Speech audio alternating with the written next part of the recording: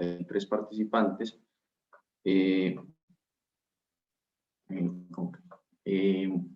Les agradecemos por asistir a la lección inaugural.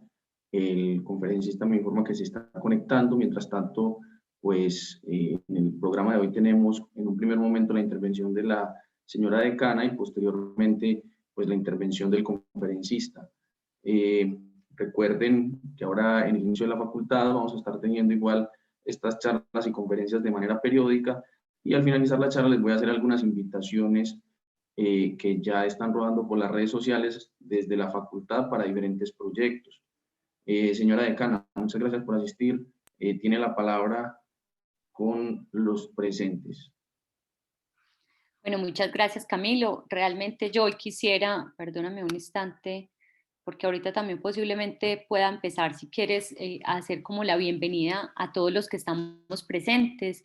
Yo quisiera principalmente señalar lo importante que es el día de hoy, esta lección inaugural, porque es, digamos, siempre dándonos la oportunidad de establecer qué somos y cómo avanzamos como facultad, y estos momentos de inicio y de comienzo son importantes por eso, porque nos permiten reflexionar sobre todos los logros que hemos tenido durante los semestres anteriores, pero también todos los retos que tenemos hacia el frente.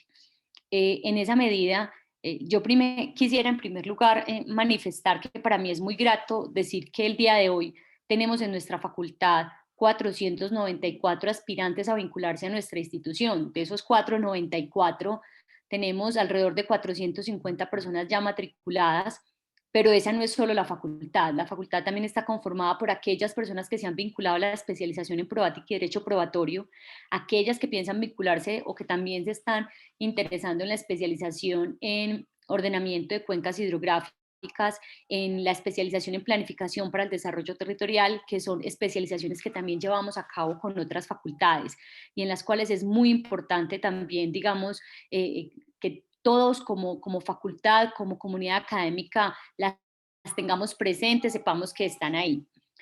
La Facultad de Derecho no es solo los estudiantes, también tenemos a los docentes, en este caso también quisiera señalar que por primera vez en la Facultad de Derecho vamos a tener un invitado internacional para el semestre, lo que quiere decir que tenemos un docente desde Argentina que nos va a acompañar como profesor de una de las asignaturas, que en este caso será Filosofía del Derecho. Hoy es uno y lo presentamos con gran orgullo porque sabemos que es un número que nos permite establecer un comienzo diferente. Otras dinámicas que también han surgido de todo lo provechoso y lo fructífero que ha sido la pandemia. Entonces, en esa medida consideramos que también hay que darle la bienvenida y hacer explícitos estos nuevos espacios de reconocimiento que vamos señalando.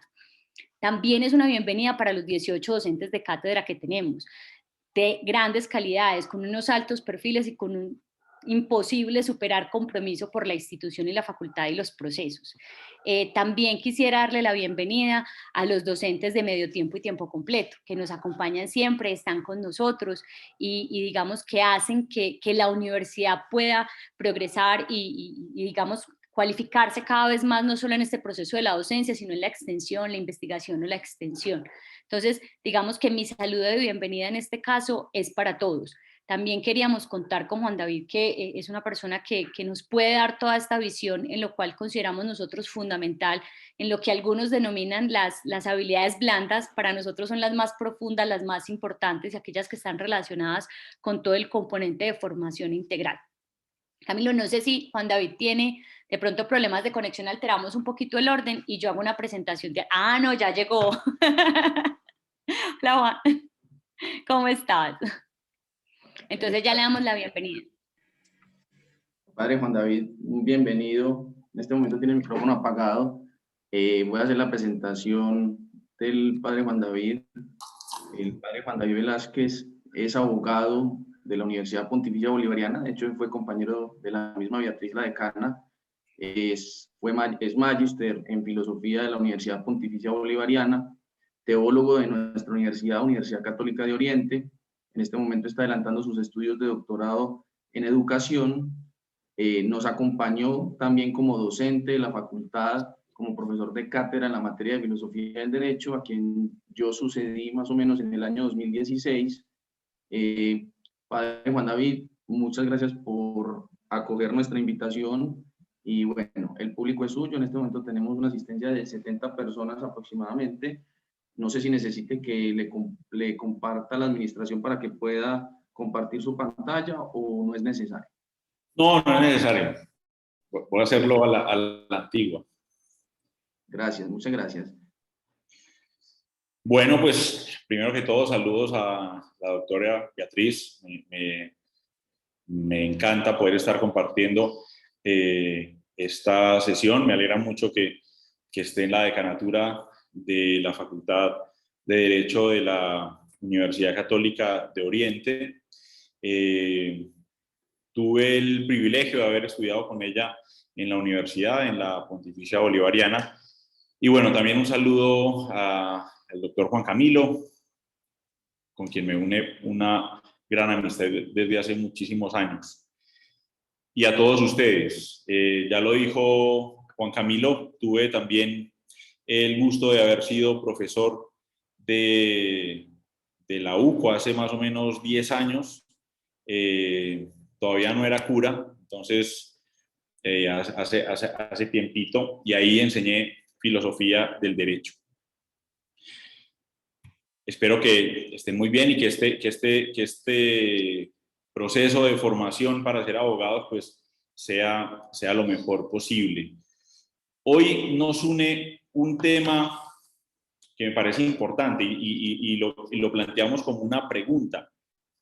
¿Pueden las humanidades aportarle algo a la formación del abogado de hoy? Esa es la pregunta sobre la cual intentaremos conversar algo. Una primera preguntita.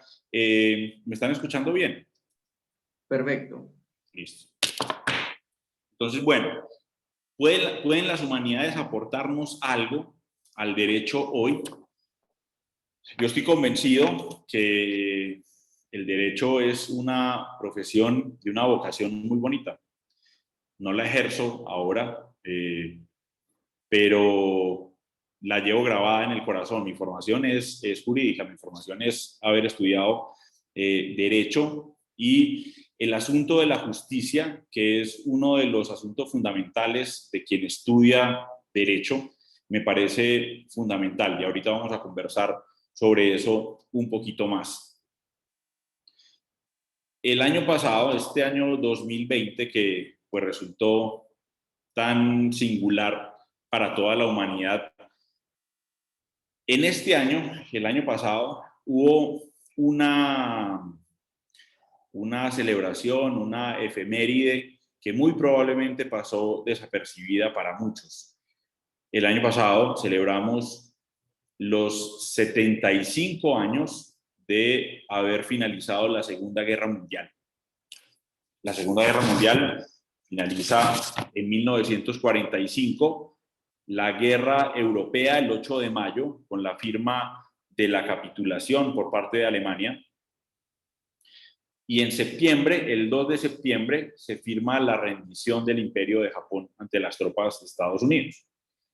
El año pasado celebramos 75 años de haber finalizado este gran conflicto, la Segunda Guerra Mundial, o la Gran Guerra, como la han llamado muchos, uniendo ese periodo de la Primera y la Segunda Guerra Mundial. Hace 75 años, uno podría decir hace mucho tiempo, pero en realidad es hace muy poco. Hace muy poco el mundo estaba en medio de la locura de la Segunda Guerra Mundial. Para nosotros es historia, para nosotros es una historia ya un poco lejana. Sin embargo, recordar los horrores de la guerra, recordar los horrores del Holocausto, recordar los campos de concentración, Auschwitz, ese campo de concentración en Polonia, recordar los millones de muertos que hubo, Hiroshima, Nagasaki. Creo que siempre nos debe llamar a preguntarnos sobre la humanidad, hacia dónde vamos, hacia dónde marchamos y qué podemos nosotros aportar. Como les dije, estudiar derecho, la profesión de la abogacía, está íntimamente ligada a la justicia, a eso sobre lo cual muchos hombres a lo largo de la historia han reflexionado.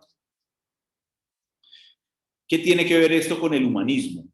Generalmente entendemos las humanidades como este acervo cultural muy occidental, basado en la cultura grecolatina, que nos aporta una sabiduría, que nos aporta una gran sabiduría. A mí me parece muy importante recordar esto en este tiempo de apertura, en este tiempo de tolerancia, en este tiempo en el que cada vez estamos más comunicados con muchas otras culturas.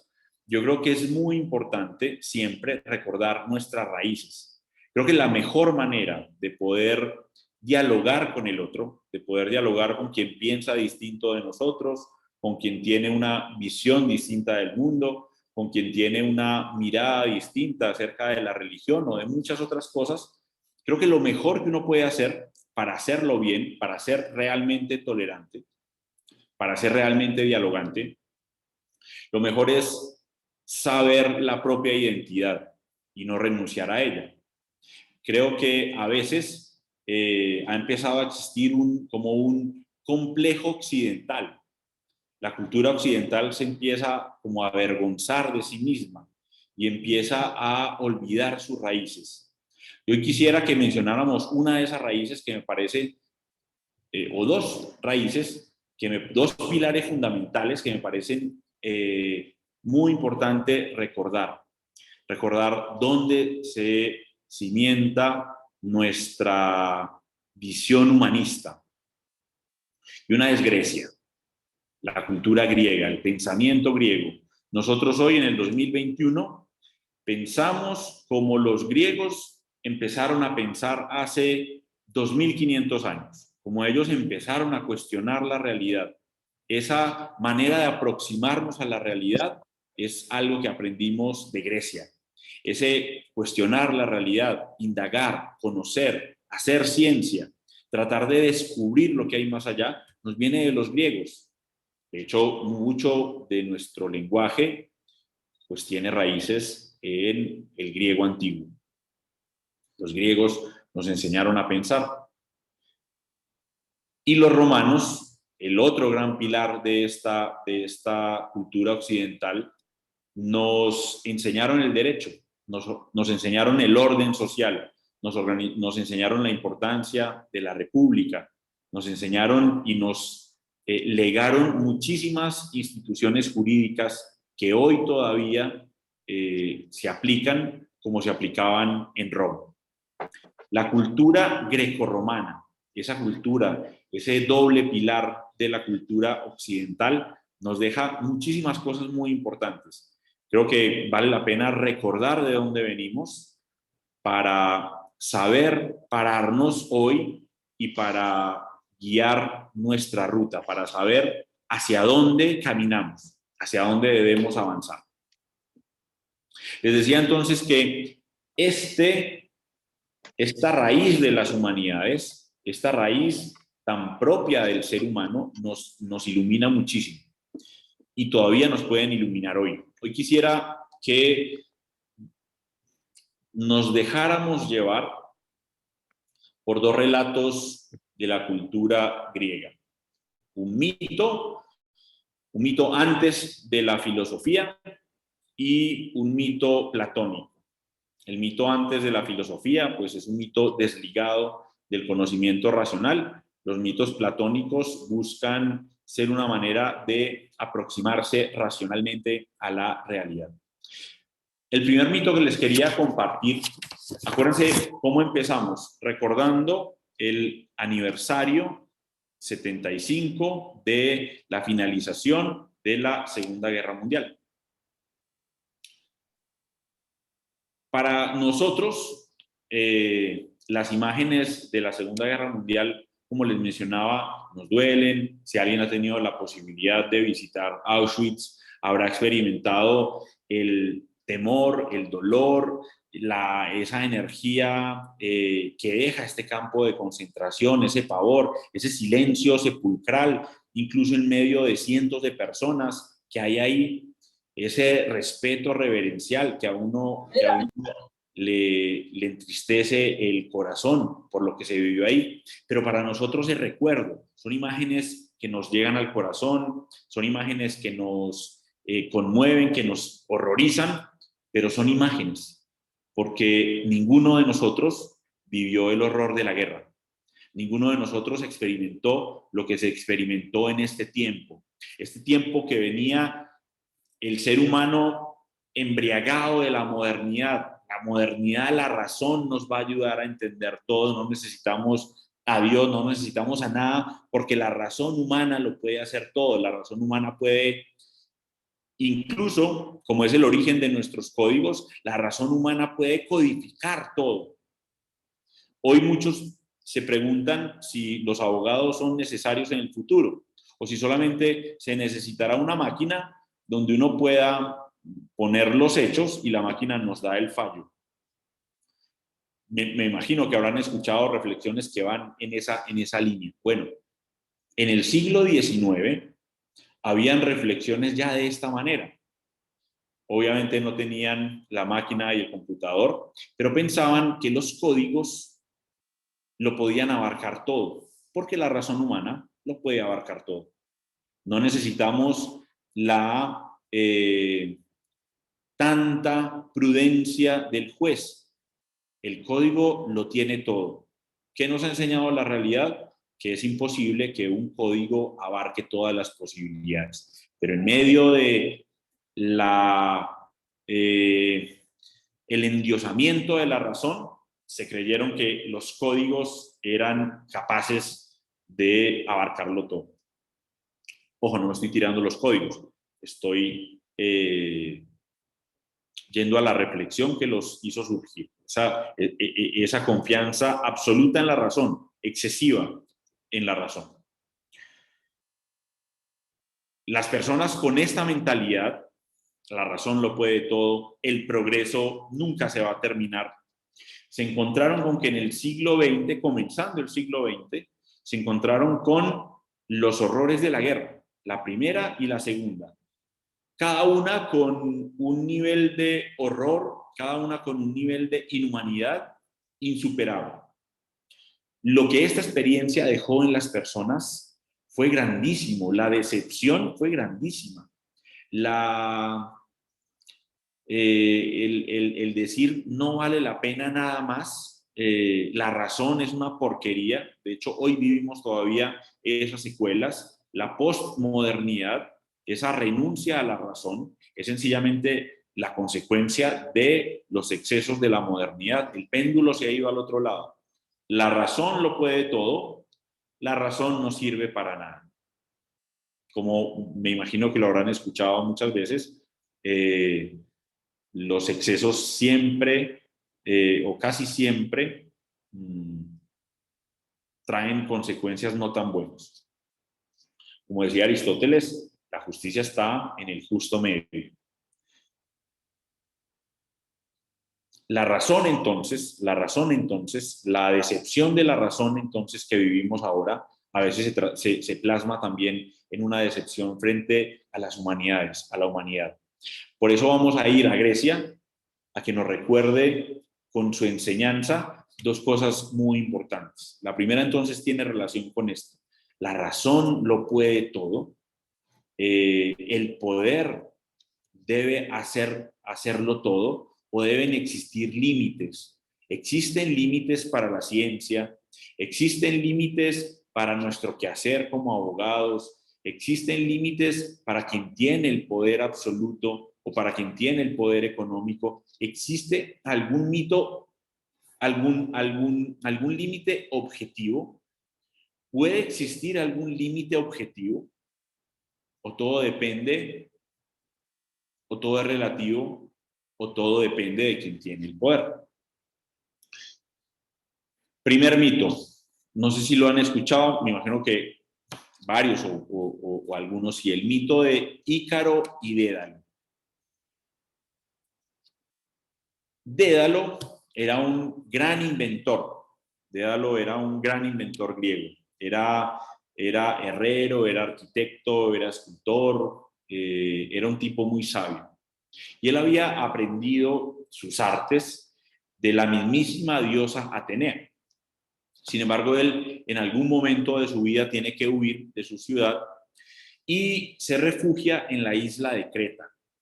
Allí en Creta se hospeda bajo la protección de un gran rey de la antigüedad, del rey Minos.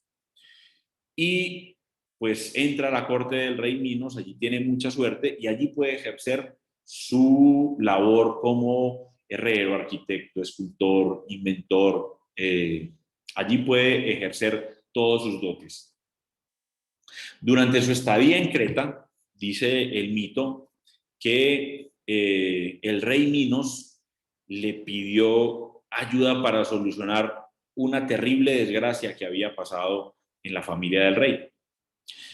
Resulta que Minos en un momento había ofendido a Poseidón, a este gran dios hermano de Zeus.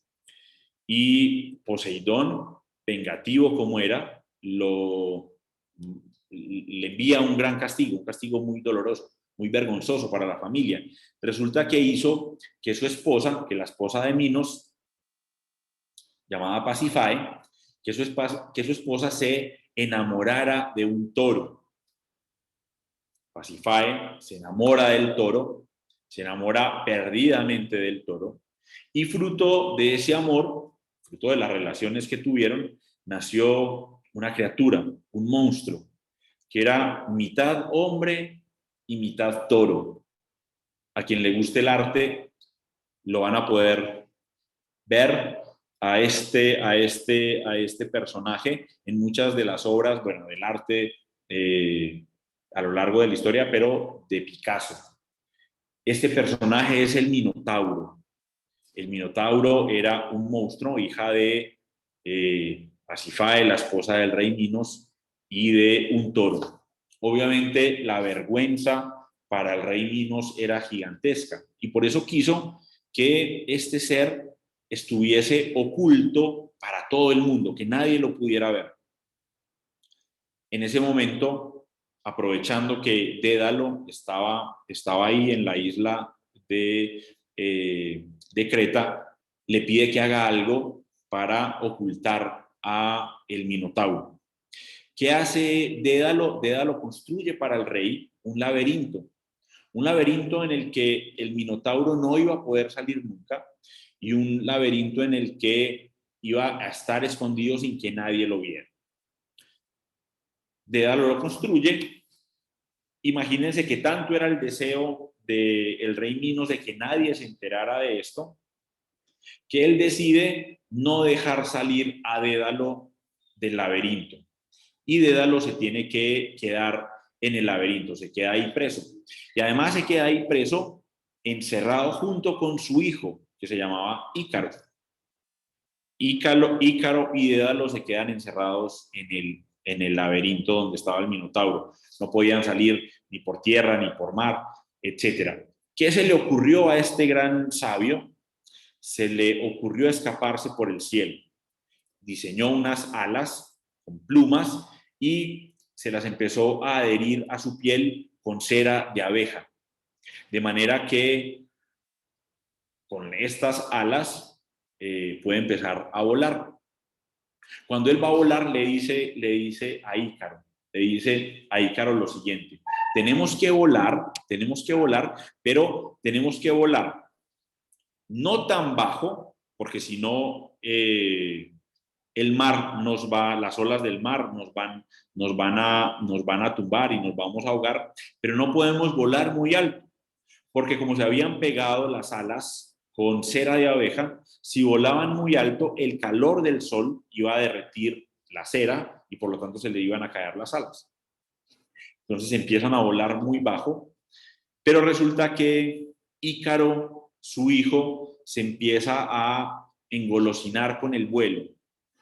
Se empieza a olvidar de lo que le había dicho Dédalo y lo que empieza a hacer es, empieza a subir y a subir y a subir y a subir. Y por haber subido, el sol efectivamente hace lo que Dédalo le había dicho, le derrite la cera, las alas se le caen, Ícaro cae al mar. Fin del mito. El mito sigue, pero por ahora, fin del mito. Este mito griego buscaba fundamentalmente ayudar a educar a las personas. Y este mito griego, pues sobre él uno puede sacar muchísimas conclusiones. ¿Qué conclusiones podemos sacar hoy nosotros, estudiantes ustedes de Derecho, Beatriz y Juan Camilo, grandes profesionales del derecho, yo un cura educador? ¿Qué enseñanzas podemos sacar? ¿Qué nos dice el mito? El mito hoy nos da un mensaje que es muy importante. Nosotros como seres humanos podemos hacer muchas cosas, podemos construir muchas cosas, podemos plantear racionalmente muchas cosas. Como abogados, en el ejercicio de su profesión, ustedes van a poder tener la posibilidad de hacer muchas cosas, de encontrar muchas triquiñuelas para hacer ganar a su cliente, para ustedes tener plata, sencillamente para ustedes tener prestigio o para ustedes evidenciar que son los mejores. ¿Se puede hacer lo que sea o existen límites verdaderos, límites objetivos? Cuando el ser humano piensa que no hay límites, que no existe ningún límite para su razón, para su hacer, necesariamente cae en el exceso. Y el exceso, como nos lo evidencia Auschwitz, Hiroshima, Nagasaki, o los gulags soviéticos, o cualquier tipo de abuso que uno ve a su alrededor, cuando creemos que no existe límite, entonces llegar a los excesos está ahí, vecino. Atropellar al otro está ahí, a nuestro alcance. Las humanidades nos aportan algo fundamental. El ser humano ha construido a lo largo de la humanidad, de su vivencia como humano, un conjunto, una sabiduría que siempre es bueno aprovechar, a la que siempre debemos recurrir, porque siempre tiene cosas para enseñarnos. El mito de Ícaro y Dédalo hoy nos enseña algo fundamental. Existen límites. El obrar humano tiene que tener límites. Y los límites los debemos buscar no en nuestra razón todopoderosa, que puede decidir lo que le da la gana. Los límites los debemos encontrar en la realidad, en el otro, en la dignidad del otro, en la dignidad humana, en los derechos fundamentales del otro. Hay líneas que no podemos pasar o que no debemos pasar, porque cuando se traspasan, volver hacia atrás es muy difícil. No nos engolosinemos con el vuelo alto, no seamos como Ícaro. Aprendamos cuáles son los límites que nunca debemos pasar. Les dije que tenía también otro mito. Este ya no es un mito de la cultura popular, sino es un mito platónico. ¿Qué diferencia cualquier posición a la posición de los filósofos griegos? Les dije ahora cuando comenzamos que los griegos nos enseñaron a pensar. Ellos, el origen de la filosofía está en querer explicar racionalmente las cosas. Pero pronto se dieron cuenta que la razón no lo puede todo, que la razón tiene límites y que la razón necesita de algunas figuras para poder atesorar la realidad. Por eso Platón escribe muchísimos mitos. Vamos a hablar de uno de ellos, no sé si tan conocido, que es el mito del anillo de Giges. Este mito es el origen, ahí se tuvo que haber basado un literato inglés para escribir una novela muy conocida. No sé si han leído o han visto El Señor de los Anillos. El Señor de los Anillos. Esta obra de Tolkien, de este gran escritor, llevada también magistralmente al cine hace algunos años. Si no lo han leído y si no se lo han visto, bueno, es recomendadísimo ambas cosas, los libros y las películas. Ese es un mito platónico. ¿Dónde está este mito? En un libro que es una de las obras culmen del pensamiento platónico, yo creo que de la filosofía en general. Imagínense, es un libro escrito más o menos en el año 370 a.C., es decir, en el siglo IV a.C. Hace 2400 años, Platón escribió La República. Hoy todavía filósofos, políticos, educadores, pensadores de todo tipo siguen escribiendo sobre la República. ¿Qué hace Platón? Platón, como su nombre lo dice, pues como el nombre del libro lo dice, que en realidad el libro en griego es politeia, que significa que tiene relación con la polis. Después, cuando lo pasan al latín, le ponen la república, porque para los autores latinos era eso más cercano a su realidad. La república es este diálogo platónico en el que él quiere edificar un estado, el estado perfecto, el estado perfecto. Cuando yo estudié Derecho, pues tuvimos tiempo de dedicarle un buen tiempo a leer y a hablar sobre la República. En él entonces,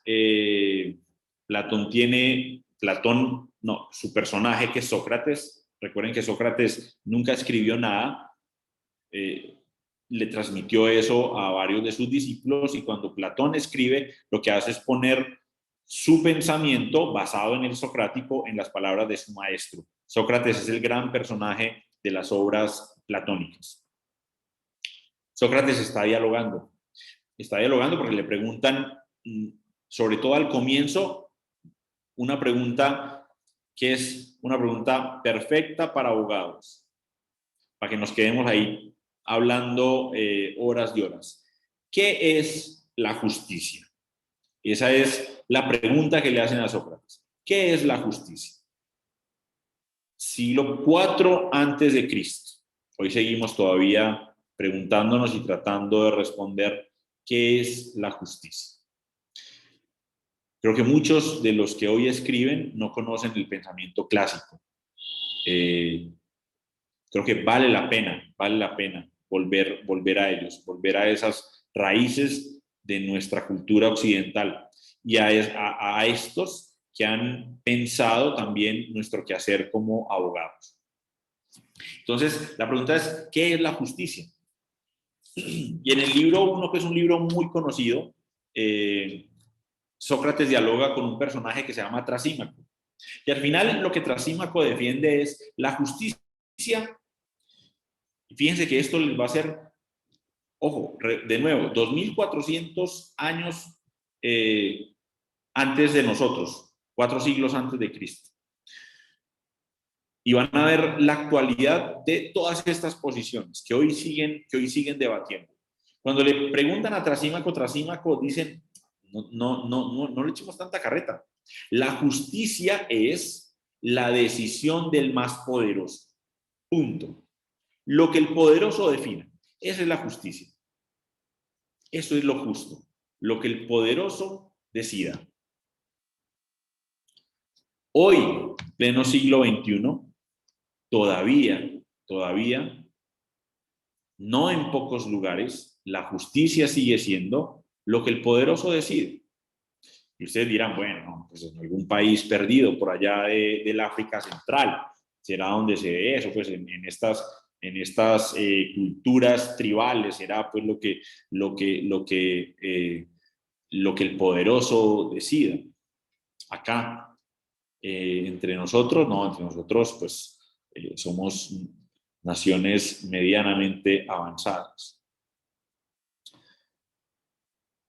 ¿Será? ¿O será que los que tienen el poder siguen decidiendo muchas cosas? ¿Por qué pensamos lo que pensamos? ¿Quiénes manejan los medios de comunicación? ¿Se han preguntado eso? ¿Quiénes son los dueños de los medios de comunicación? Lo que vemos en televisión, lo que escuchamos en la radio, lo que leemos en la prensa. ¿Quién es el dueño de Semana? ¿Quién es el dueño del Tiempo? ¿Quiénes son los dueños del Espectador? ¿Quién es el dueño de Caracol Radio? De Caracol Televisión. ¿Será que el grupo Prisa, este grupo español dueño de Caracol Radio, no tiene intereses económicos? ¿Será que todo lo que dice la radio es absolutamente puro, limpio, sin intereses? Y dirán, no, sí, esos grupos mediáticos están todos con intereses. Por eso mejor le creemos a lo que dice, a lo que sale en Facebook, o a lo que dicen las redes sociales, o a estos nuevos portales. Estos nuevos portales tienen dueños, y los dueños tienen intereses.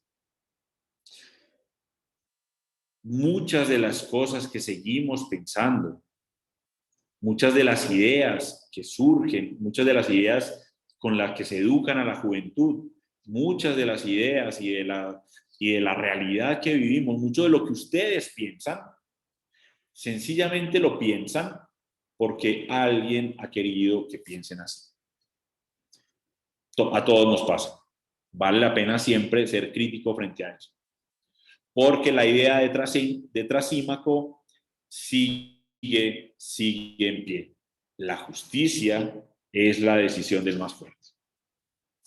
Después del diálogo con Trasímaco, que no me quiero quedar ahí, después del diálogo con Trasímaco, aunque vale la pena quedarse ahí un semestre entero de una facultad de Derecho, debería ser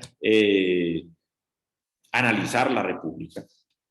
Pero bueno, después de ese diálogo, Sócrates empieza a hablar con otros dos personajes que están ahí, se llaman, nombre griego raro, Adimanto y Glaucón, personajes ficticios que en la realidad son los nombres de los hermanos de Platón. Él los pone ahí como sus personajes, Adimanto y Glaucón. Y ellos, jóvenes, empiezan también a cuestionar a Sócrates sobre la existencia de la justicia. Y en un momento, Glaucón le dice, a ver, veamos, la justicia existe porque existe la ley. Si no existiera la ley, la gente no sería justa.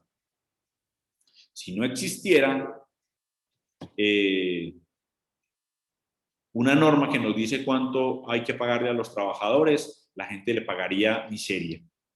Si no existieran leyes que protegen a los trabajadores, sencillamente todos los que tienen trabajadores a su cargo harían con ellos injusticias, los explotarían. Si no existiera el temor de ser sancionado por robar, todos robaríamos. Vamos al centro comercial, vamos a San Nicolás, vemos pagando los tenis que necesitamos. Si no existiera la posibilidad que nos cogieran, los cogeríamos. Eso le dice Glaucón. Y le plantea entonces este mito, que es el mito del anillo de Giges. Venga, una preguntita. ¿Cuánto tiempo me queda?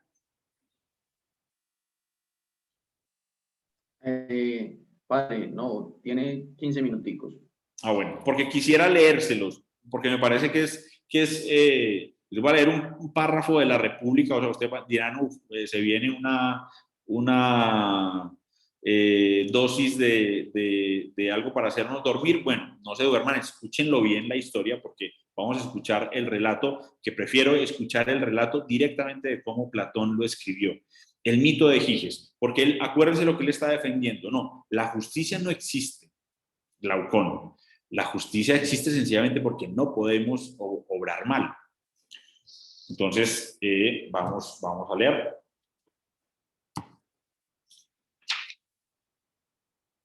Dice así. Entonces, para darnos mejor cuenta de cómo los buenos lo son contra su voluntad, porque no pueden ser malos, bastará con imaginar que hacemos lo siguiente. Demos a todos, justos e injustos, licencia para hacer lo que se les antoje. Y después, sigámosles para ver a dónde llevan a cada cual sus apetitos. ¿Qué dijo? Si cada cual pudiera hacer lo que sea, vamos a ver que todos se volverían injustos. Y entonces dice, bueno, y para eso recordemos esta historia. Dicen que un pastor que estaba al servicio del entonces rey de Libia, esperen, empecé donde no era.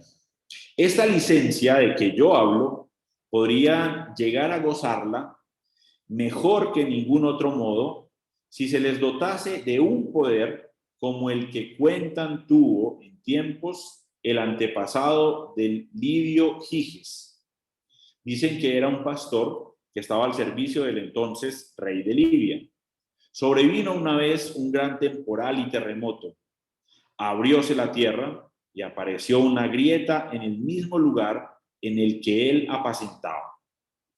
Asombrado ante el espectáculo, descendió por la hendidura y vio allí, entre otras muchas maravillas que la fábula relata, un caballo de bronce, hueco, con portañuelas, por una de las cuales se agachó a mirar y vio que dentro había un cadáver de talla, al parecer más que humana, que no llevaba sobre sí más que una sortija de oro en la mano.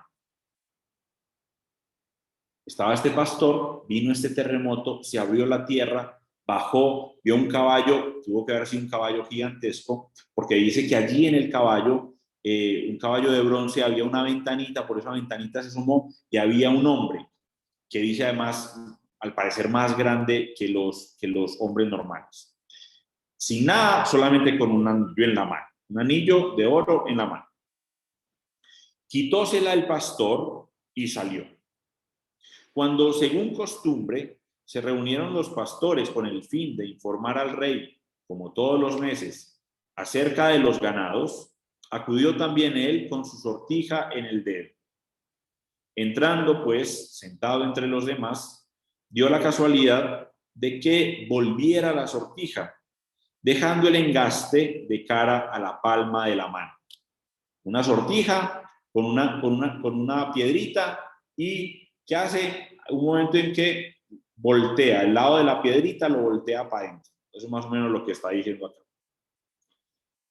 E inmediatamente cesaron de verle quienes le rodeaban, y con gran sorpresa suya comenzaron a hablar de él como de una persona ausente. Tocó nuevamente el anillo, volvió hacia afuera el engaste, y una vez vuelto, tornó a ser visible. Al darse cuenta de ello, repitió el intento para comprobar si efectivamente tenía la joya aquel poder. Y otra vez ocurrió lo mismo. Al volver hacia adentro, desaparecía su dueño, y cuando lo volvía hacia afuera le veían de nuevo. Hecha ya esta observación, procuró al punto formar parte de los enviados que habían de informar al rey. Llegó a palacio, sedujo a su esposa, atacó y mató con su ayuda al soberano y se apoderó del reino. Dejémoslo ahí. El anillo de Giges, muy parecido al anillo de ahí. Acuérdense que dijimos ahora, sacan el Señor de los Anillos. Bueno, una de las cosas que inspiran. En el Señor de los Anillos bastaba ponerse el anillo y la persona desaparecía.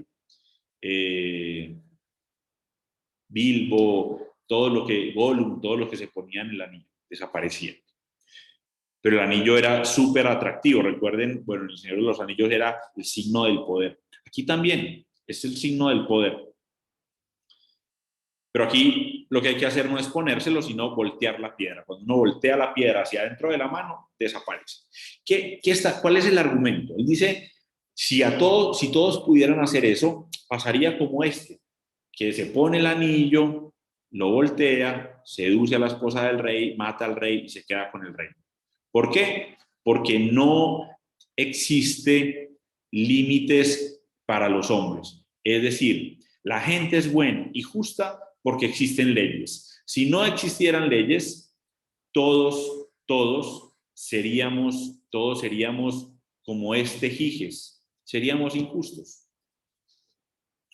Bueno, ¿qué podemos aprender del mito de Platón? ¿Qué podemos aprender de este mito? Por si acaso, para quienes de pronto lo quieran leer o ver, está en la República, lo pueden leer desde el numeral 359C al 360. Recuerden que la República y los libros, muchos de estos libros antiguos no lo citan como las normas de APA. Platón, 1989, no se le pone fecha del libro, se le pone el numeral que tiene, que es la numeración de un señor, se llama Stephanus, se llama la numeración de Stephanus. 359C en adelante. Esto, así, en cualquier edición de cualquiera lo van a encontrar. 359C. ¿Qué nos enseña el mito de Giges? ¿Qué nos dice? ¿Qué nos dice? ¿Será que sí existe la justicia? ¿O será que la justicia es sencillamente lo que dice la ley? También un diálogo y un debate actualísimo. Siempre lo que dice la ley es justo, o la ley puede decir cosas injustas. La evidencia es grandísima. Auschwitz era legal. Auschwitz era legal. El apartheid, que se acaba en 1995, esta ley sudafricana de racismo, era legal. Lo legal no siempre es lo justo. Lo legal no siempre es lo justo. Ojalá siempre lo fuera. Pero la reflexión va entonces más atrás. ¿Nosotros somos justos porque existe una ley o somos justos por una convicción? ¿Somos buenos porque lo dice la ley o somos buenos por una convicción?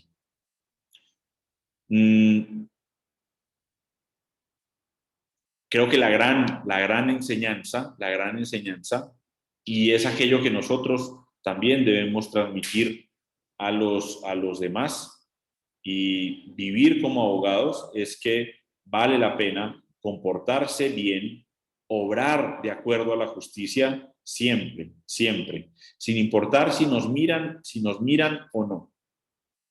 Por ahí vi que Agustín levantó la mano. ¿Se descachó o querías hacer alguna pregunta, Agustín, o algún comentario? No, padre, fue que me equivoqué. Muchas gracias a usted por estar tan atento. Bueno. Entonces, fíjense que el mito de Giges utilizado por Platón, busca enseñar algo que es muy importante. Es importante buscar siempre la justicia. Buscar la justicia. No se debe ser justo solamente porque existen algunas leyes. Y esta última idea, y con eso termino, una de mis grandes motivaciones para empezar a estudiar Derecho fue buscar la justicia. Cuando estaba en quinto año, cuando estaba en último semestre, la justicia seguía siendo alguna de las aspiraciones, pero obviamente el éxito profesional, la plata, a veces hasta el prestigio que da la carrera de abogado, a veces tenía muchísimo peso. Quizá mi última reflexión es: no se les olvide jamás, atesórenlo siempre en su inteligencia y en su corazón, que vale la pena buscar la justicia. Hoy más que nunca vivimos en una sociedad, esta sociedad colombiana, pero esta sociedad latinoamericana, donde las injusticias son gigantescas, donde las injusticias sociales son gigantescas. ¿Cómo edificar un mundo más justo, una Colombia más justa, un Río Negro, un Oriente antioqueño, una Antioquia, una Colombia, más justo? ¿Cómo hacer que nuestro país sea más justo? Las grandes ideologías plantearon algo: hay que cambiar las estructuras, hay que arrasarlo todo y cambiar las estructuras. Muchas de esas grandes ideologías, como lo conocemos todo como el comunismo, sencillamente fracasó. por muchas cosas. Para mí una de ellas es porque el camino no es ese. El camino no es quemarlo todo. El camino no es destruyamos todo para así poder volver a edificar. Quien construye las estructuras es el ser humano. Las estructuras siempre serán injustas si quien construye esas estructuras es injusto. Piensen en Rusia. Venían siendo oprimidos por los Romanov durante muchos siglos. Acabaron con los Romanov porque pensaron que lo importante era acabar con las estructuras y se montaron los comunistas. Stalin, uno de los peores criminales de la historia de la humanidad, y oprimió al pueblo ruso. Peor que los romanos. No son las estructuras lo que primero hay que cambiar. Obviamente las estructuras hay que cambiarlas, muchas. Sin embargo, lo fundamental es que el que construye las estructuras sea bueno, sea justo, sea virtuoso. De nada nos sirve tumbar un gobierno si quienes lo van a edificar no son personas justas. Porque si están en una orilla o en otra, van a hacer exactamente lo mismo. ¿Qué les recomiendo? Siempre busquen ustedes ser hombres justos, busquen ustedes ser hombres buenos, ayúdenle a los demás a ser hombres justos, ayúdenle a los demás a ser hombres buenos. Como abogados, busquen la justicia, busquen el bien, busquen poner un grano de arena para que esta sociedad sea mejor. Pero parte del corazón, parte de la opción personal, parte de la decisión de cada uno de nosotros. La decisión de cada uno de nosotros, Laura María Martínez, María Camila, Juan David López, Mateo Giraldo, Jonathan Villa, Paulina López, Vanessa Giraldo, de todos estos nombres que yo veo acá, la decisión de cada uno de ustedes, muchachos, de cada uno de ustedes es fundamental. Busquen ser hombres justos, hombres y mujeres justos. Busquen ser personas de bien. Eso va a hacer que ustedes sean no solamente grandes abogados, sino que sobre todo sean personas muy buenas y que de esa manera, mediante el ejercicio del derecho, puedan ayudar a construir un mejor país y no seguir ahondando en las terribles cosas que vemos desde que Colombia existe por allá desde 1819. Que las humanidades, que esta raíz y esta tradición del humanismo griego que hemos visto hoy, pues nos siga iluminando, nos siga dando muchas enseñanzas y que a ustedes les siga inspirando para ser grandes abogados, pero sobre todo, como les dije, para ser grandes personas. Hasta acá llega mi reflexión. Espero no haberlos aburrido muchísimo.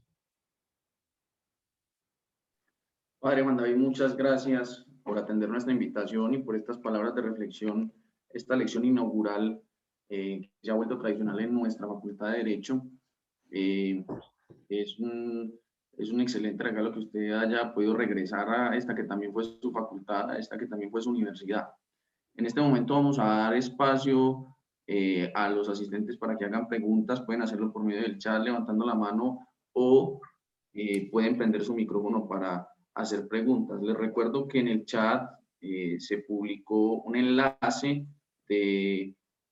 para registrar la asistencia a estas conferencias. También les recuerdo que a muchos de los que están aquí, muchos ya lo saben, otros no, que la facultad tiene redes sociales, tanto en Facebook, en Instagram como en YouTube. Esta conferencia la estaremos compartiendo con ustedes, como casi todas las conferencias, por vía YouTube, y lo programaremos también, lo compartiremos en las redes sociales para aquellos que no pudieron asistir, para aquellos que quieren retomar algo de la conferencia. Caterine, levantaste la mano, ¿quieres preguntar algo?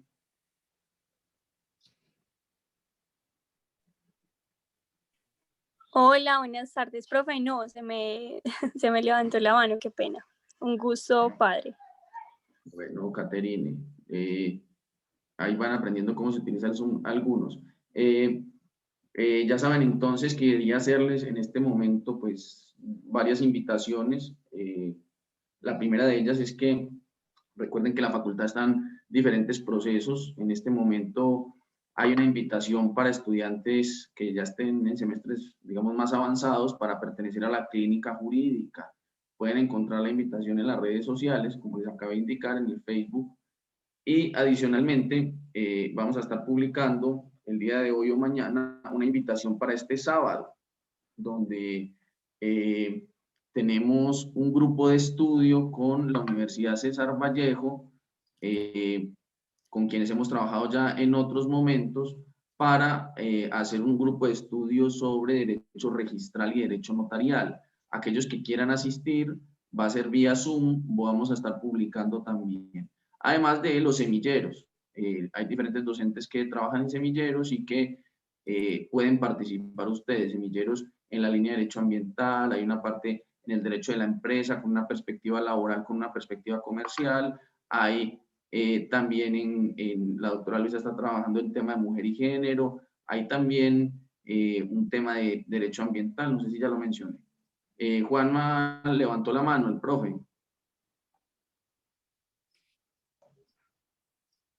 Hola, ¿qué tal? Buenas tardes. Pues un saludo muy especial a quienes estamos a estar conectados, al padre abogado Juan David, pues un placer tenerlo por acá. Ahorita estoy mirándolo y de pronto, no sé si en la época en que estuviste no tenías barba. Tengo como Sí, por sí, allá. sí. No tenía, no tenía ni esto ni barba.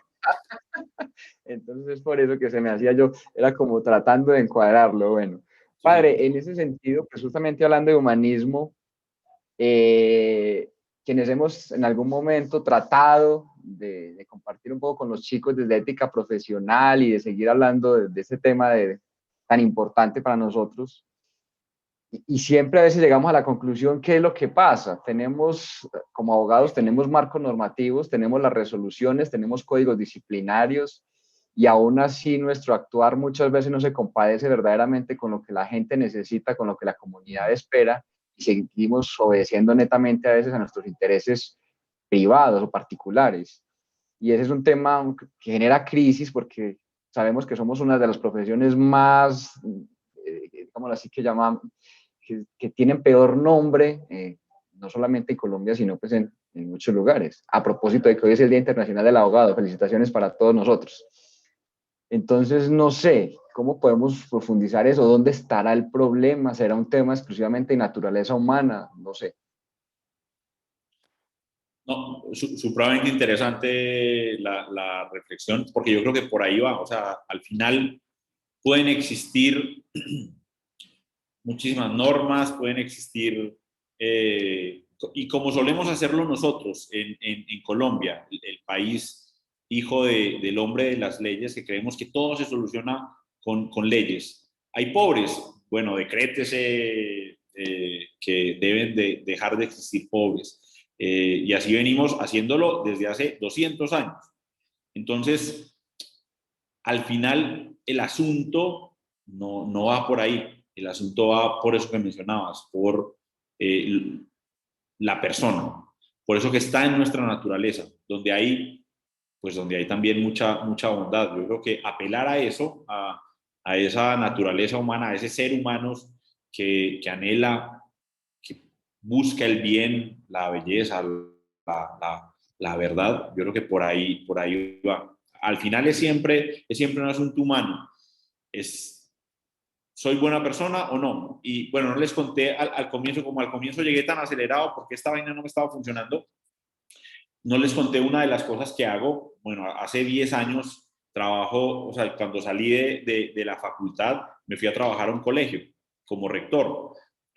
Allá doy clases también, imagínense, a los pelados, les doy teoría constitucional. Los hago sufrir ahí con teoría constitucional. Pero al final, para mí metido en el mundo de la educación escolar, la clave era, bueno, ¿dónde está? Esta gente tiene que salir como excelentes matemáticos, excelentes pensantes y conocedores de cultura general y hablando perfecto inglés y francés y etcétera. O eso es importante, pero lo más importante es que salgan como personas de bien. Y en la educación escolar es clarísimo. Uno tiene que buscar que esos niños salgan como personas de bien, buenos seres humanos.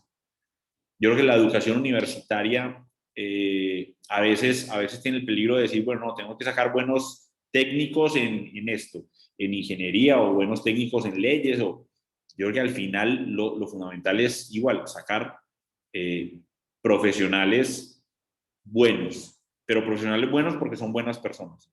Porque lo otro, pues yo creo que obviamente hay que masear, estudiar y esforzarse, pero lo otro yo creo que también viene por añadidura.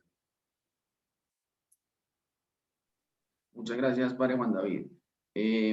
No sé si hay alguna otra pregunta de los asistentes para aprovechar la presencia del padre Juan David y de su intervención.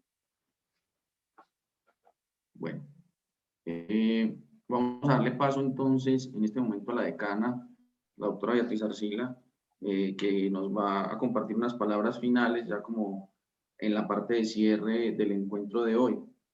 Esperemos que, saben ustedes, ella pues tiene sus labores también en el hogar y a veces se desconecta, me pide que le dé un espacio para que pueda... Hola. Ok, ahí está. Profesor Juan Camilo. Sí. Doctor Julio Darío Vélez. Oye, espera, doctor Julio Darío, qué gusto saludarlo, hombre. No te había visto. Profesor Juan David, abogado, teólogo, filósofo, un gran amigo y un gran recuerdo, profesor, en nuestros encuentros en la Facultad de Derecho de la Bolivariana y también de la Universidad Católica. Te recuerdo con mucho cariño y con un gran aprecio, y nuestra universidad sigue siendo tuya. Igual, muchísimas gracias. Muchas gracias.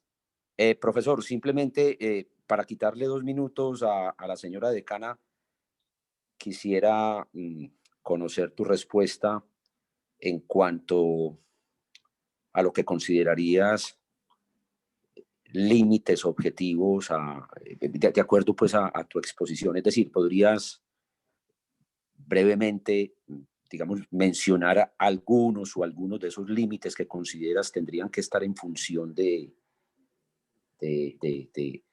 las ideas que desarrollaste. Uh-huh. Muy buena la pregunta. No tan fácil, pero yo creo que los límites, a ver, yo soy realista filosóficamente hablando. ¿Y Ya. eso qué quiere decir? Que los que somos realistas creemos algo que es una base importante, y es que el ser humano puede conocer la realidad, puede aproximarse a conocer la realidad, nunca absolutamente, pero puede aproximarse a conocer la realidad. Los que somos realistas también pensamos que existen datos objetivos, muchos datos subjetivos, pero existen datos objetivos. Y uno de esos datos objetivos muy importantes es que el ser humano tiene una naturaleza.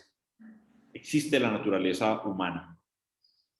Y sobre esa naturaleza humana que hay que conocer, a la que hay que aproximarse con reverencia, etcétera, nos da datos, nos da muchos datos. Por ejemplo, esa naturaleza humana nos muestra que nadie puede violentarme porque tengo pues algunas cosas que me pertenecen, la vida, la libertad, que son mías, que me han sido dadas, y que a nadie puede pasar por encima de ellas. Entonces, esos son como esos límites objetivos que yo creo que la ley, nuestro comportamiento cotidiano, etcétera, con esos límites se estrella. O sea, no, la dignidad no me la da una ley. No, la vida no me la deben respetar todos ustedes porque lo dice la Constitución. La Constitución lo dice porque lo encuentra en mí. Y de hecho, todas las declaraciones o muchas de esas declaraciones sobre derechos, para empezar la declaración de los derechos humanos de la ONU del 48, al final dice, reconociendo la dignidad intrínseca que hay en la persona, nosotros reconocemos estos derechos. Es decir, hay algunas características intrínsecas en el ser humano que no nos da la ley, que no nos la da el legislador, el rey, el ejecutivo o la Corte Constitucional, sino que nos pertenecen por el mero hecho de ser personas humanas. No sé si esto, más o menos, doctor Julio Darío, pues responde un poquito a lo que me preguntaba. Muchas gracias, profesor. Y es que estaba en la línea de la pregunta que hizo Juan Manuel, que me pareció también muy puntual y muy importante. Y te agradezco mucho y de nuevo expresar mi alegría porque estés con nosotros. Muchas gracias. Yo también me siento muy contento de haber podido compartir este espacio con ustedes, grandes amigos y compañeros de este recorrido como abogado. Padre Juan David, le agradecemos mucho por aceptar nuestra invitación. No sé si hay alguna otra pregunta para terminar y darle paso entonces a la señora decana.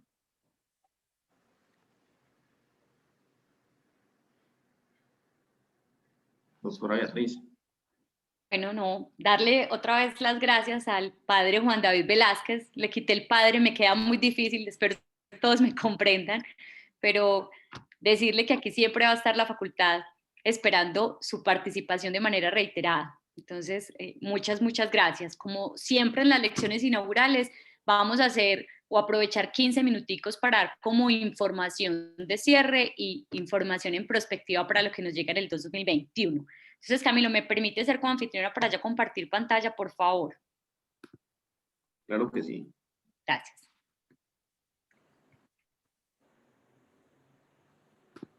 Dame un segundo.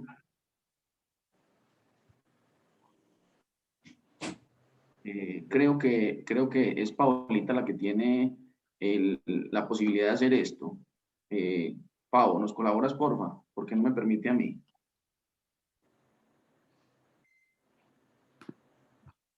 ¿Está Paito ahí? O Zoom 10, cualquiera de los dos. ¿Quién es el que está manejando Zoom Ya 10? me permitieron, ya me lo permitieron, gracias.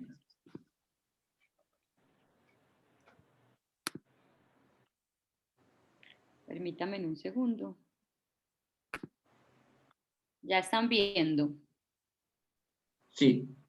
Perfecto, listo. Entonces quería pues como también recordando y digamos que tratando de atinar un poco con lo que tratamos de trabajar hoy y de nuestra propuesta siempre, continuando con este propósito de siempre ir a nuestros orígenes, siempre traemos un espacio de reflexión del acta fundacional y hoy quería mostrar este espacio. Lo primero es que en el acta se expresa reclamando una sólida formación humanística en los legisladores, abogados y jueces, para que el conocimiento del sistema jurídico revierta socialmente como servicio al otro en la atención, individuo, comunidad o Estado.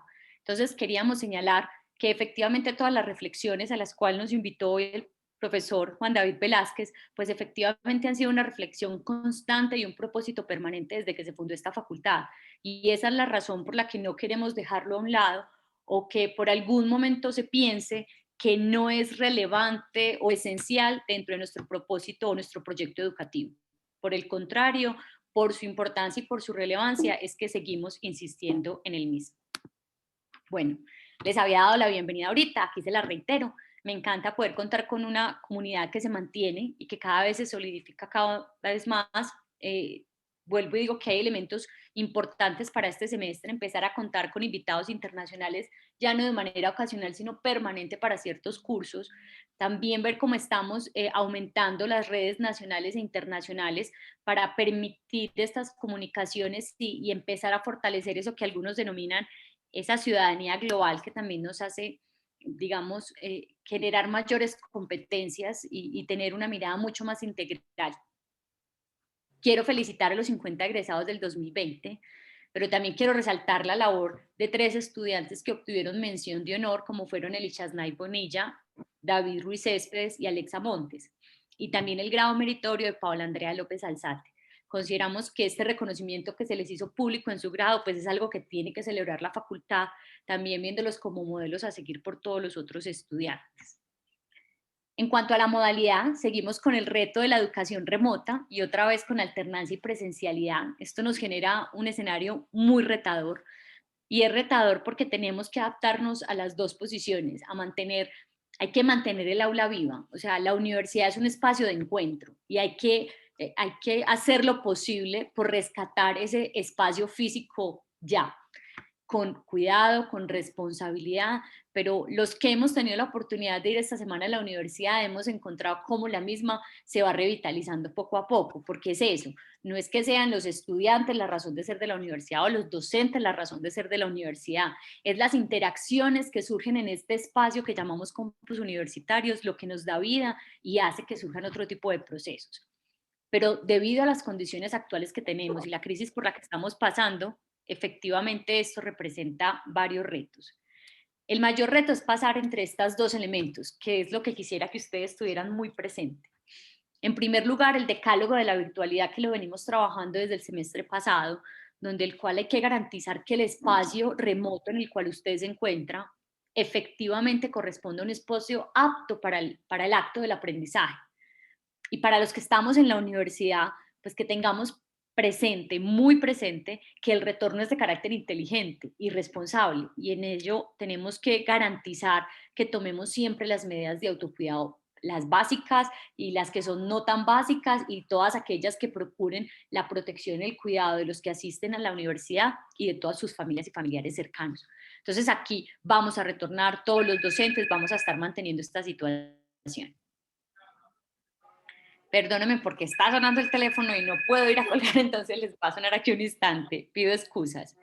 En este punto también les digo que la universidad presentó la acreditación del programa, y en la acreditación del programa efectivamente pasamos por diferentes etapas. ¿Cuáles son las etapas que hemos agotado de la acreditación? En primer lugar, la presentación de las condiciones iniciales. Esta presentación de las condiciones iniciales se presentó el 30 de junio de 2020. La autoevaluación seguía, era el paso siguiente, y lo llevamos a cabo entre el periodo de diciembre y junio. Y finalmente, perdónenme un instante, me están viendo, Camilo. Sí, se ve. Sí, estamos bien. ¿Me están escuchando ya bien? Gracias. Perfecto. Autoevaluación y con fines de acreditación presentamos el informe final el 14 de enero de 2020. Esto nos pone en una etapa que es la siguiente. Estamos pendientes de la evaluación externa por pares, ellos nos van a hacer la visita y ahí vamos a pedir a todos los docentes, los estudiantes, la comunidad en general, que nos acompañen y nos efectivamente apoyen en todo este proceso. ¿Qué va a permitir? Pues simplemente evidenciar lo que ya hemos indicado en lo que están los avances y en todo aquello que también tenemos que fortalecer, porque de eso se trata los procesos de autoevaluación.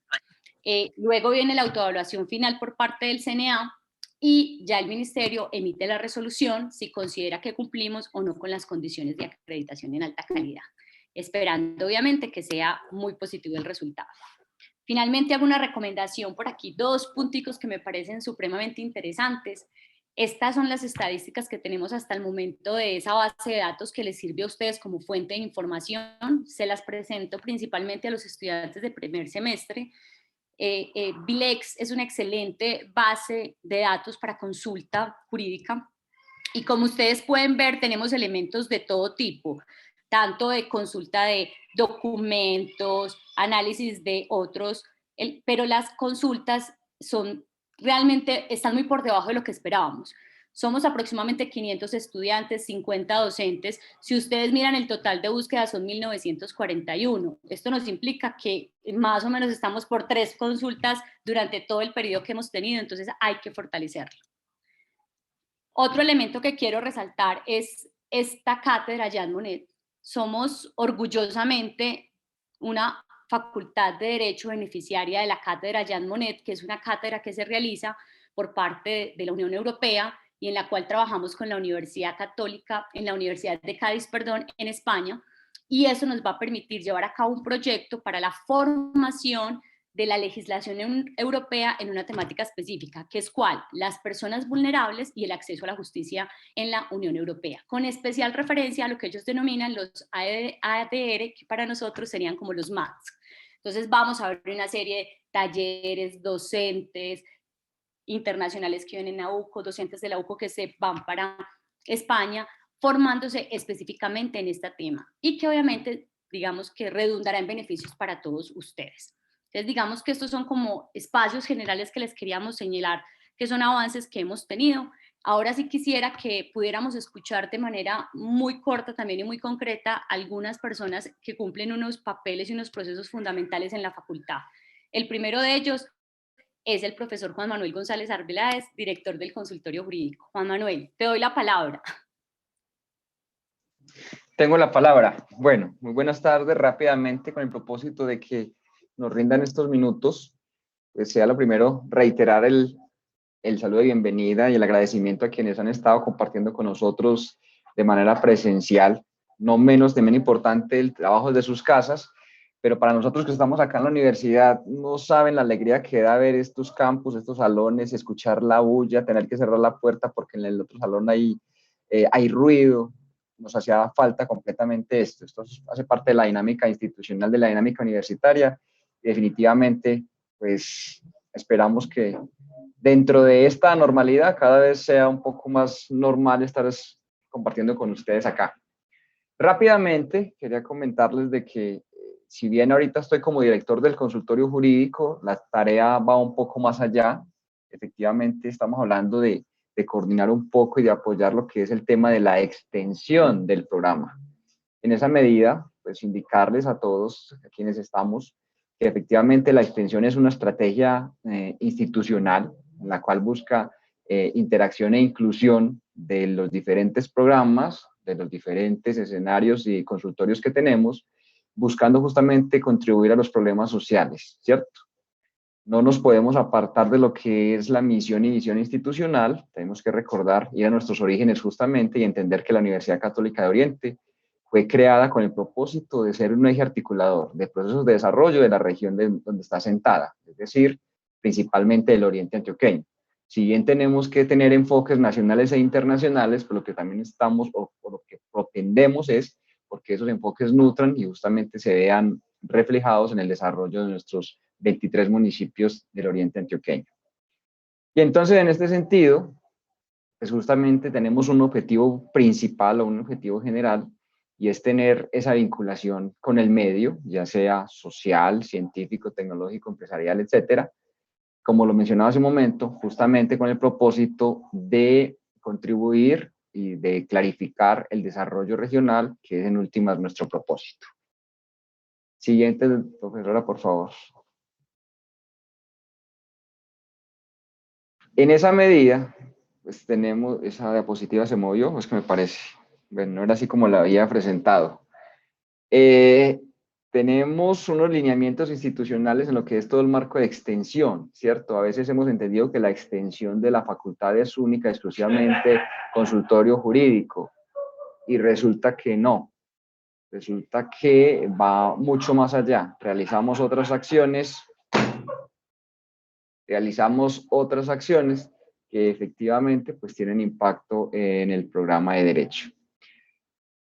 En ese sentido, pues tenemos que decir que dentro de los lineamientos de extensión tenemos que sea un proyecto formativo, que haga parte de esa formación integral que justamente nos está indicando ahorita el padre Juan David, la forma de acercarnos verdaderamente a las necesidades de las personas, que sea un instrumento para aportar a la solución de problemas de nuestras comunidades, que permita a su vez entrelazar las diferentes funciones sustantivas que tenemos, que no quede la docencia como en un lado, que no converse con lo que está haciendo investigación desde los semilleros y desde el grupo de investigaciones jurídicas, y que se quede aparte de lo que estamos trabajando en el consultorio, en las clínicas, en el centro de conciliación, etcétera. No. Lo que busca la política de extensión es que justamente esto se articule y que eso nos permita trabajar de una mejor manera. Asimismo, todas esas tres funciones permeadas por el tema de internacionalización y también que nos permita potenciar, que nos permita posicionar nuestra marca institucional, ¿cierto? La Universidad Católica de Oriente es una marca hoy que está muy presente en ciertos escenarios de lo público y lo privado en el territorio, pero necesitamos justamente que las acciones que realizamos pues, nos lleven un poco a posicionar más la marca institucional. Y en ese sentido, desde hace ya varios años, pues venimos trabajando y fortaleciendo ciertos procesos. En primer lugar, pues queremos decir que estamos diversificando todo lo que tiene que ver con las modalidades de práctica y ampliación de los escenarios para las mismas. Hoy, pues gozamos con espacios no solamente dentro del consultorio, no solamente con la posibilidad de hacer prácticas validadas en currículo en instituciones públicas y privadas, sino que justamente eso nos ha permitido generar un relacionamiento con estos sectores, que los chicos, que los estudiantes vayan teniendo también alguna experiencia, aparte de lo que es consultorio, que puedan nutrir sus hojas de vida, que puedan generar relacionamiento, e incluso algunos de ellos han quedado, hoy se encuentran laborando con contratos de prestaciones de servicios justamente por las capacidades demostradas en estos escenarios de práctica. Estamos también ofertando servicios especializados, estamos acompañando, por ejemplo, procesos de formulación, implementación y evaluación de políticas públicas en diferentes municipios, hemos tenido la oportunidad de trabajarlo. Por ejemplo, de acompañar procesos de observatorios contractuales, ejercicios revisando la contratación de algunos de los municipios, que justamente eso permite también que sus niveles de desempeño pues, se vean fortalecidos a raíz del apoyo que damos nosotros desde la universidad y en muchos casos articulando también a esos procesos a los estudiantes, que es como la idea. La generación de procesos de educación permanente, educación continua, no solamente desde lo que se ofrece curricularmente desde el programa, sino también teniendo en cuenta las líneas de énfasis a los cuales ustedes se encuentran inmersos, los que están cerrando el ciclo, lo que se viene trabajando desde clínica jurídica y asimismo las necesidades que genera justamente el entorno. Eso nos ha permitido, por ejemplo, conectar cosas con clínica penitenciaria en este caso. Digamos que mañana justamente se tiene la graduación del primer diplomado en Derechos Humanos y Habilidades para la Vida, un convenio que se hizo justamente con la Personería Municipal de Río Negro y que busca o que permitió capacitar a un número determinado de reclusos que se encuentran en el Centro de Retención Transitoria de Río Negro. Es decir, que también hacemos obra social con lo que desde allí podemos articular. Tenemos, por ejemplo, la transversalidad en internacionalización. Ese es un escenario, digamos que es un ítem que viene despegando mucho en la facultad. Pues el año pasado tuvimos, por acá desfilaron más de 80 docentes internacionales con los cuales tuvimos oportunidad de compartir diferentes escenarios.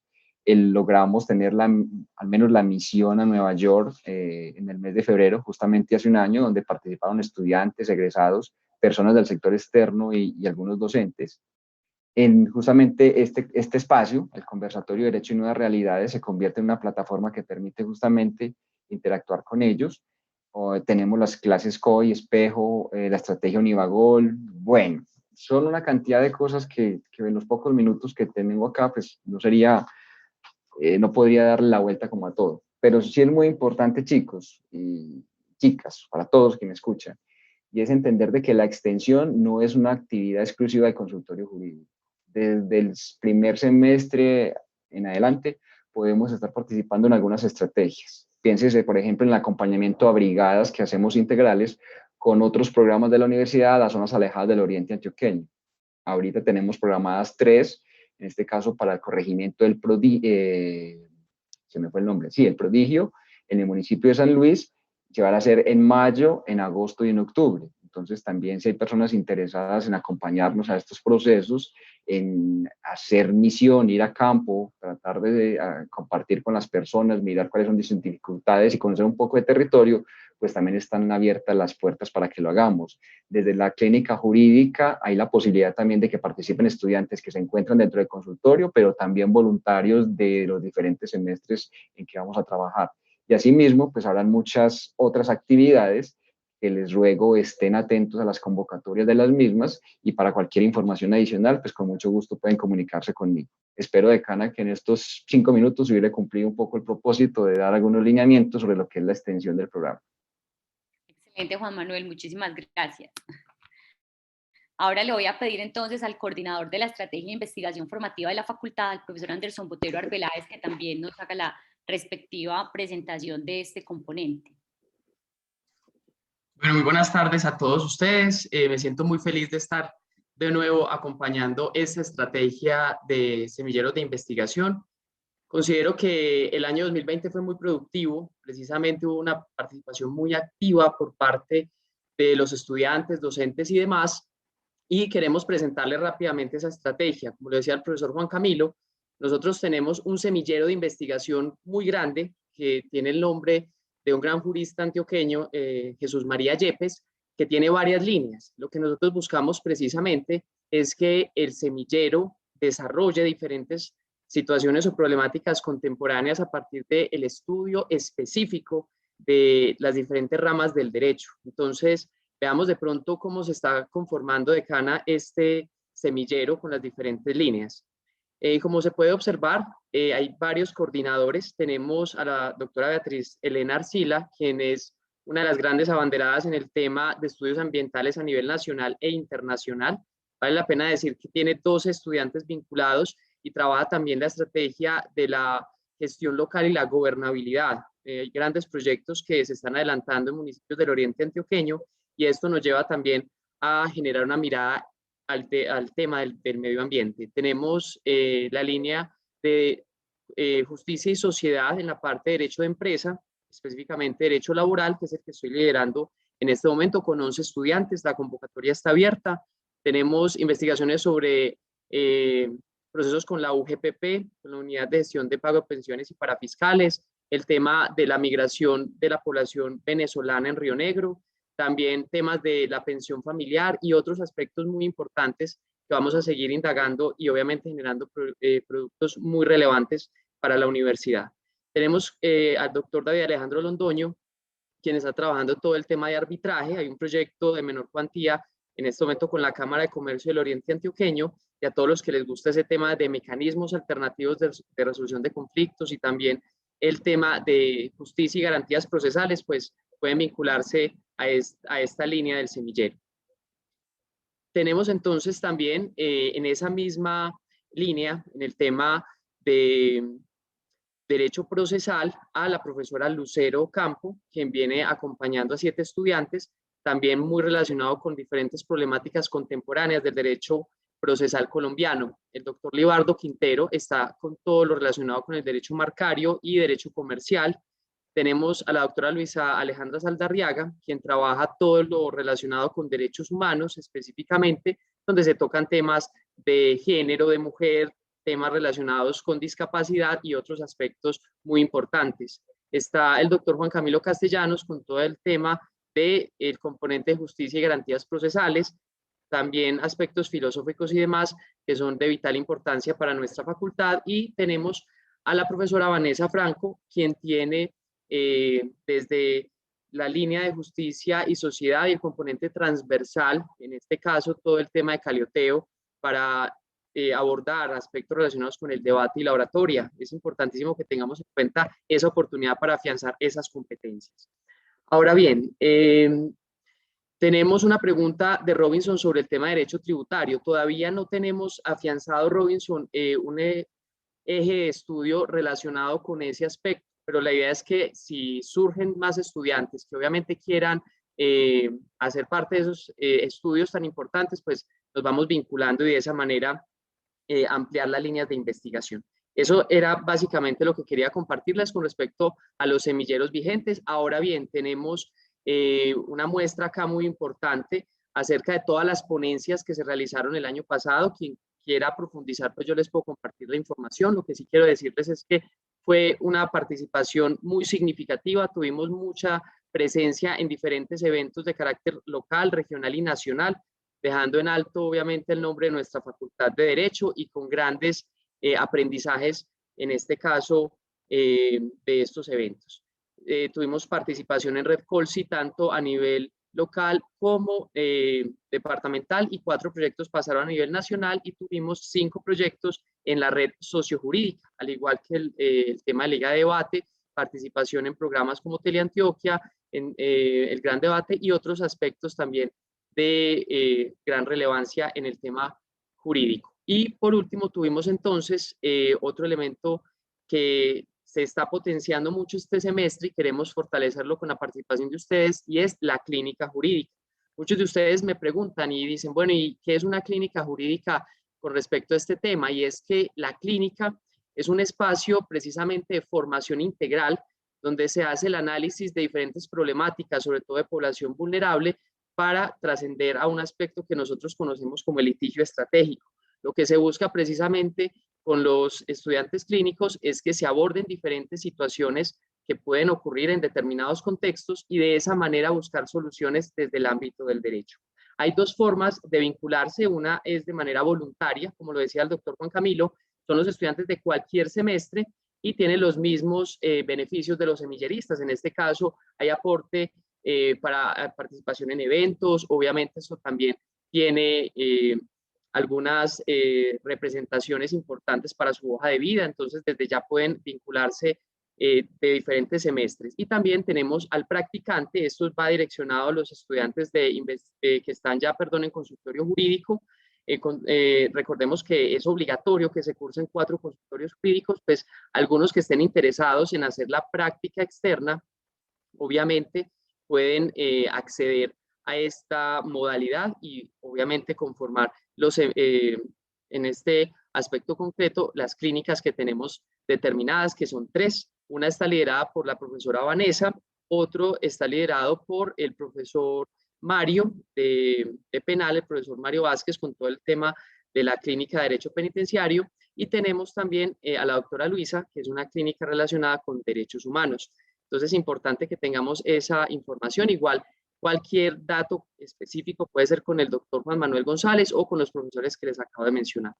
Ya saben, muchísimas gracias de nuevo por hacer parte de esta facultad, por hacer parte de los semilleros, de la clínica jurídica, y lo que necesiten, con todo el gusto del mundo. Gracias, decana y Juan Camilo.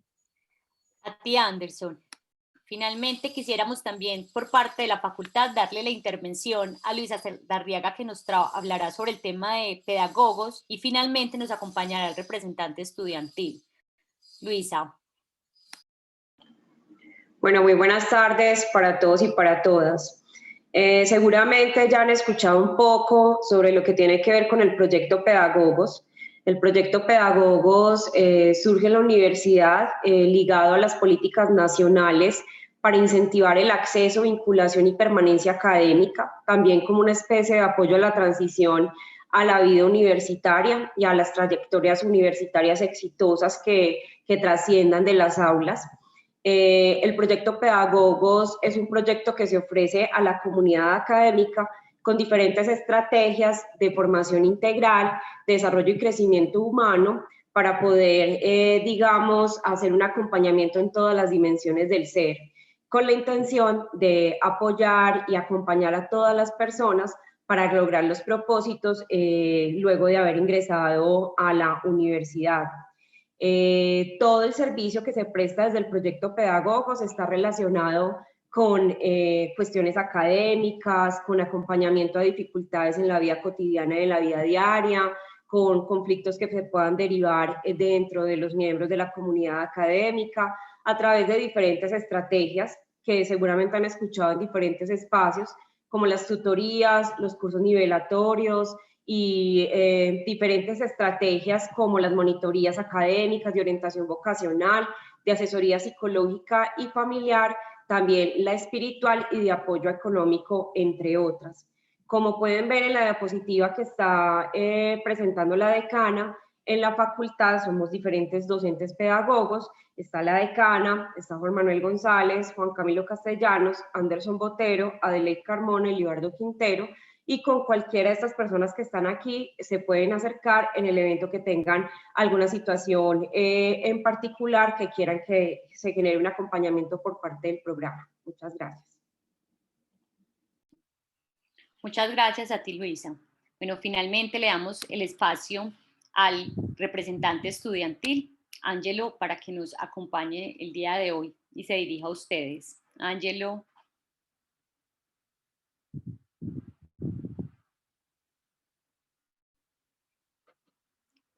Vamos al momento de espiritismo. Ángelo, ¿estás ahí?